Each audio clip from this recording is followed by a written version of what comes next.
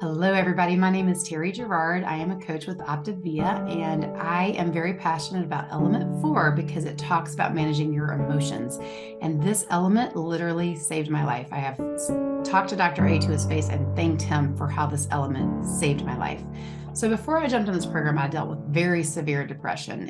I was in a very dark place, and I did not have the skills and the tools that I needed to manage emotions. And so once I started diving into the elements, it took me a bit to get going, as it does a lot of people. But once I started diving into element 4 and started to understand how powerful it was to manage emotions, to be able to step out of drama, to be able to take thoughts captive and turn around that negative self-talk, it started to change things for me. And I haven't dealt with depression at all in the last 5 years. And if I did, I would take care of that, of course. But skills and tools go a really long way. So I want to share with you how it's helped me and why I'm so passionate about helping other people with it, because I see the benefits of how it's impacted my life. So a couple of things about element 4, it talks about drama.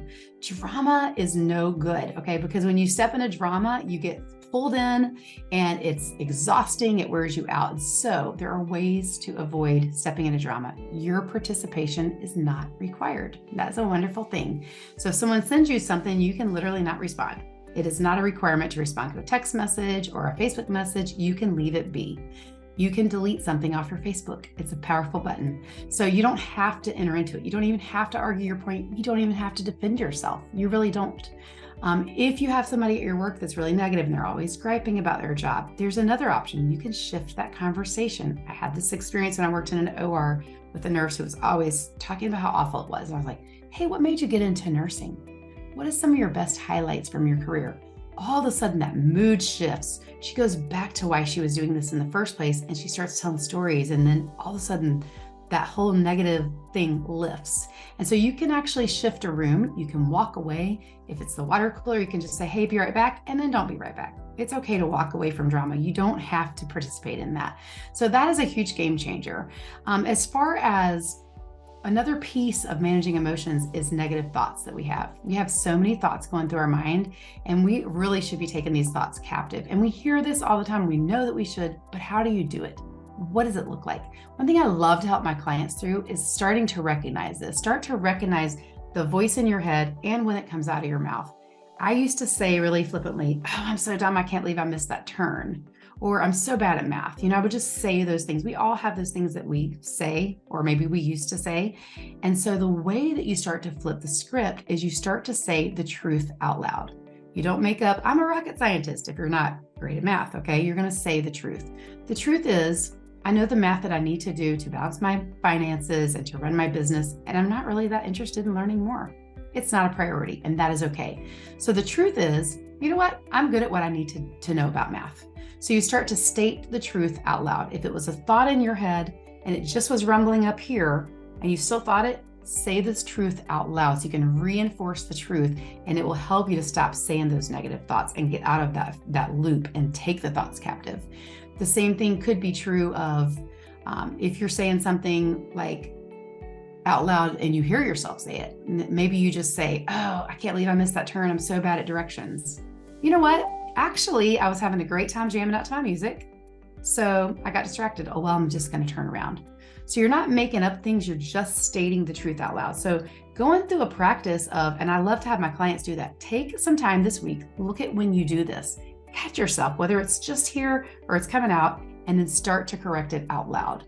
And that is a practice that can help you start to flip the switch and get out of the negative self-talk.